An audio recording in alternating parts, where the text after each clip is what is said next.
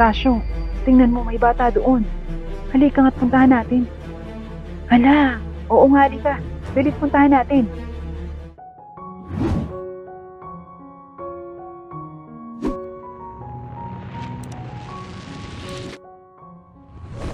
Ang nakaraan. Anak, are you excited? This will be the best out-of-town bonding natin. Yes, Mommy, excited na po ako.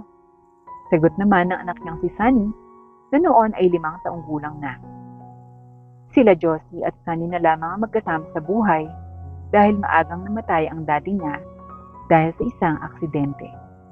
Habang naghahanda na sa pag-alis, ay nagkwentuhan muna ang mag-ina at nagplano ng mga bagay na gagawin nila pagdating nila sa lugar na kanilang pupuntahan. Marami doon mga animals at mga toys, anak. Saad pa ni Josie. Yes, gusto ko yan, Mami. Si Sunny ay may mahaba at bagsak na buhok. May malaking balat din siya sa kamay na hugis mapa, kahit ito na rin ang palatandaan ni Josie sa anak niya. Pagkatapos nilang ayusin lahat ng mga gamit nila na dadalhin, ay umalis na ang mag-ina patungo sa pier ng mga barko. Sumumpa na sila sa barko kahit masama ang panahon. Matagal pang nag-abang ang magpapatakbo ng barko dahil nga sa masama ang panahon. Kaya't naghintay muna silang tumila ang ulan at saka pa lamang naglayag ang barko. Anak, ayan umaandar na. Oo nga po. Habang naglalayag sila sa gitna ng dagat, ay biglang lumakas ang ulan ng biglaan kasabay ng kulog at kidlat. Takot na takot ang lahat ng nakasakay sa barko. Kaagad na niyapos ni Josie ang anak ni si Sunny. Anak, kumapit ka lang kay Mami ha. Huwag kang bibitaw. Saad pa ni Josie. Opo, Mami. Lumakas pa ang alon sa dagat at pumapasok na ito sa barko. Hindi inaasahang mapapaglayo ang mag-ina dahil nagkakagulo na ang mga tao at nagsisitakbuhan. Dali, dali, takbo! Saad ng mga tao. Ayun ay malalaking alon. Marami ang sumisigaw sa takot at nagkukumahog na magsitakbo. Bagay na dahilan, kaya't nagkahiwalay ang mag-ina. Napunta si Sunny sa mga taong hindi nito kilala, habang si Josie naman ay patuloy na hinahanap si Sunny. Anak, nasan ka na ba? Saad nito sa kanyang sarili habang umiiyak. Marami na ang nagsikuhan ng life jacket at salbabida dahil palubog na ang barko sa sobrang lakas ng ulan at mga alon. Halos kainin na ng alon ng barko. Nawalan na ng pag-asa si Josie.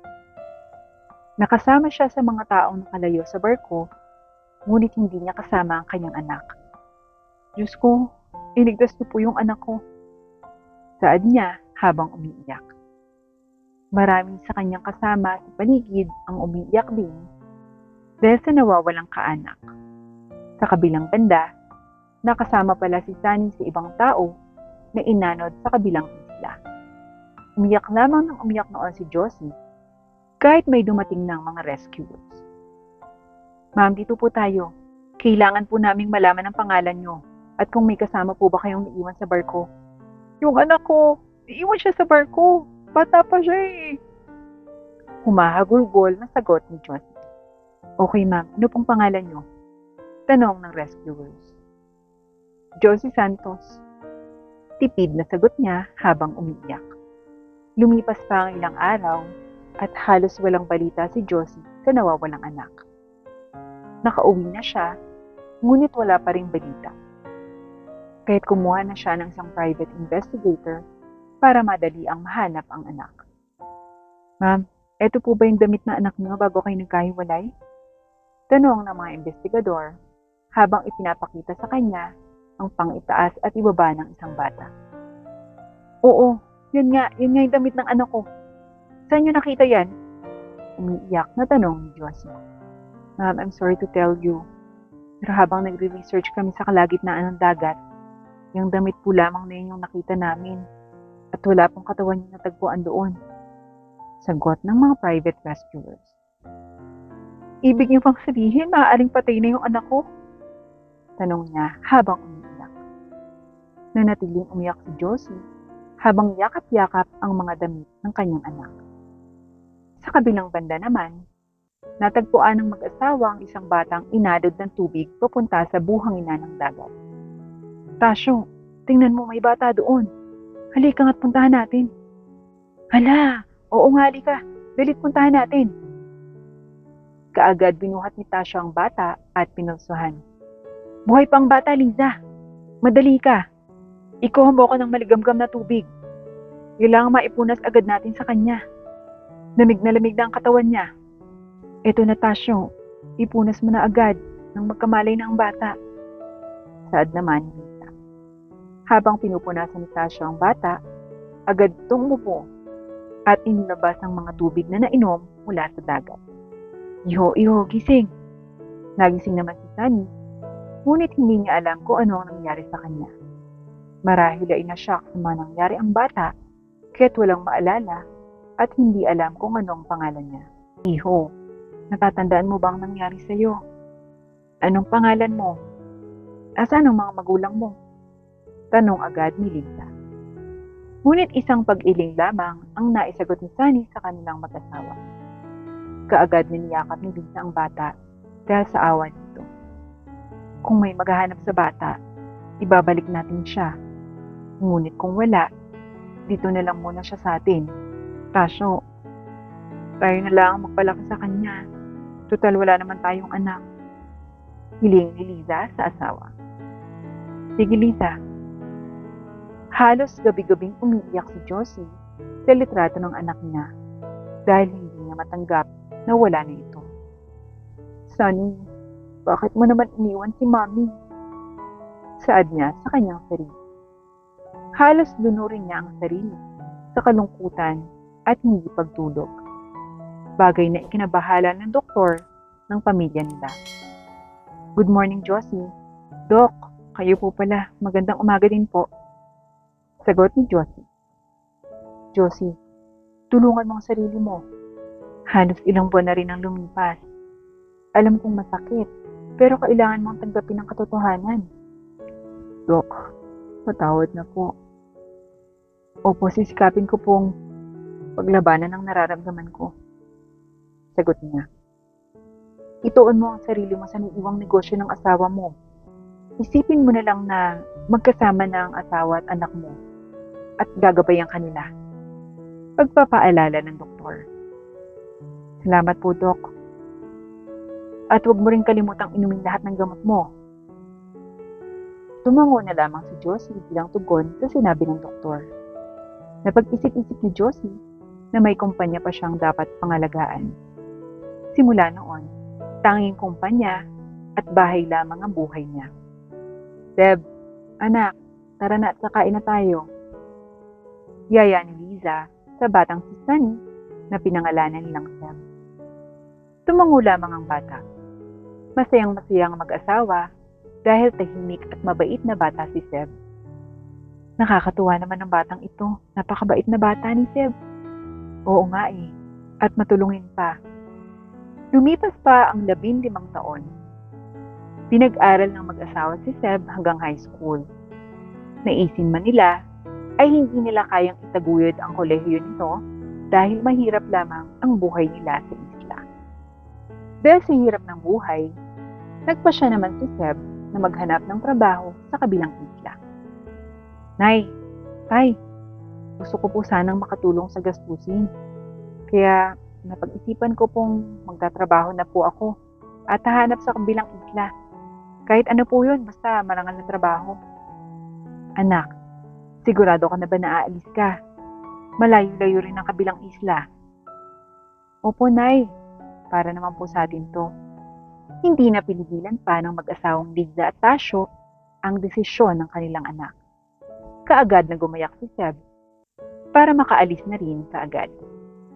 Nay, Tay, aalis na po ako. Huwag po kayo mag-alala. Babalik din po ako dito.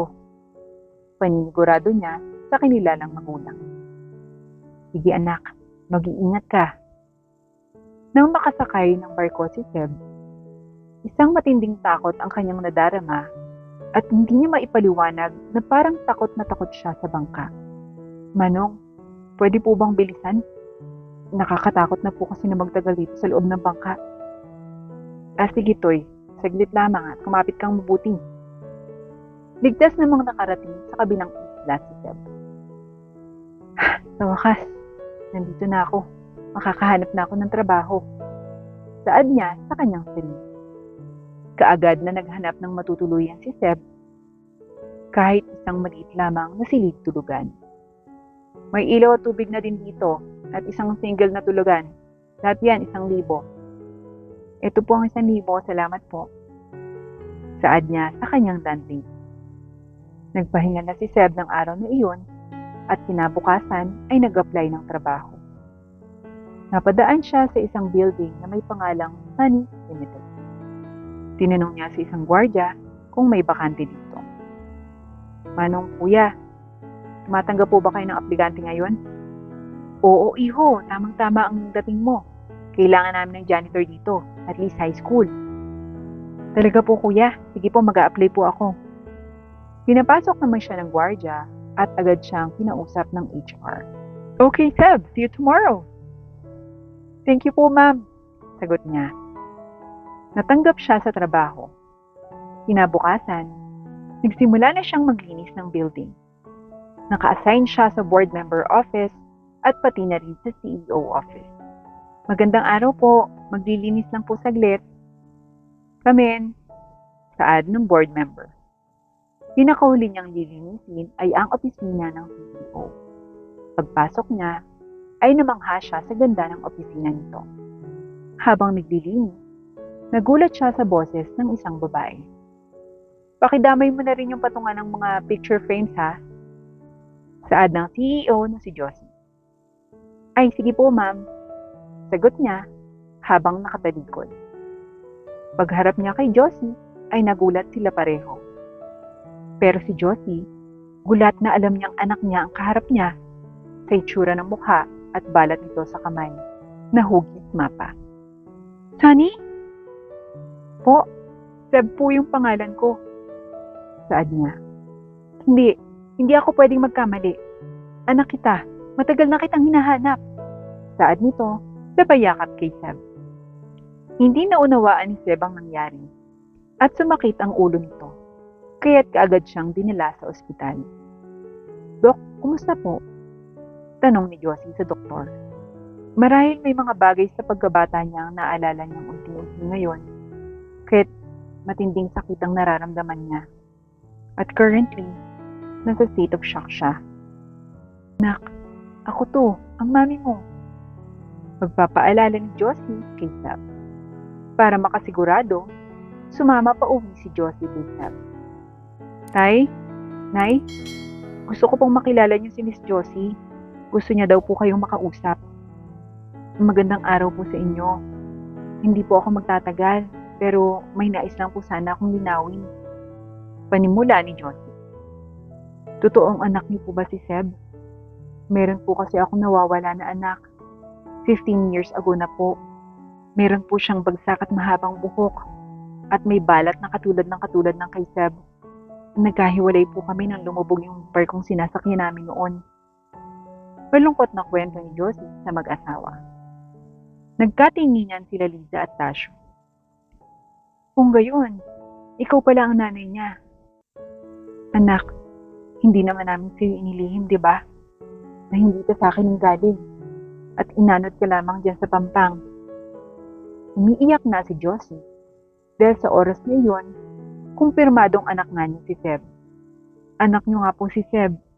Detalyado at tamang-tama po ang impormasyon na sinasabi niya sa nangyari noon. Maraming salamat. Tuloy-tuloy ang pag-agos ng luha ni Josie. Anak, saan? Sabay yapos sa kanyang anak. Nag-iiyakan ng apat dahil sa pagtatagpo ng mag-inang ilang taong nagkahiwalay. Tuwa at galak ang nararamdaman nila. Anak, andito na ang mami. Mahal na mahal kita. Ang tagal kitang pinagluksa. Halos mamatay na rin ako noon sa paghahanap sa iyo. Umiiyak na sabi ni Josie sa anak. Mami. Umiiyak na sabi ni Sunny sabay yakap sa nawawalang ina. Masaya namang pinagmamasdan ng mag-asawang Tasho at Liza ang pagtatagpo ng mag-ina. Masaya kami at lumipas man ang ilang taon, nagkita pa rin kayo. Maliit talaga ang mundo. Salamat po, Nay, Tay, sa pag-aalaga at pagmamahal sa akin. Saad ni Seb sa mga taong kumupkop sa kanya. Walang anuman, anak. Napamahal ka na rin sa amin. Ano ka ba? Tatanawin ko pong malaking utang na loob ang pag-aalaga at pagmamahal niya sa anak ko. Ilang taon din yon at hindi niyo siya pinabayaan. Aling Lisa at Mang Tasyo, maraming salamat po. Walang anuman yon. Basta't bibisita pa rin kayo dito, ha? Nagtingin na ng maginang Diyos at Sunny. Nay, Tay, isasama na po namin kayo ni Mami. Gusto ko po andun kayo kasama ko. Talaga ba, anak? Ano sa palagay mo, Tasyo? Tanong ni Lisa. Abay, maganda yan. Kung ganun, hindi na namin tatanggihan yan, anak. Ma'am Josie. Sa pag-alis nila, kasama na nila ang mag-asawang Tasyo at Lisa at sa kabilang isla na nirahan kasama nila. Naging masayang apat at naging isang buong pamilya.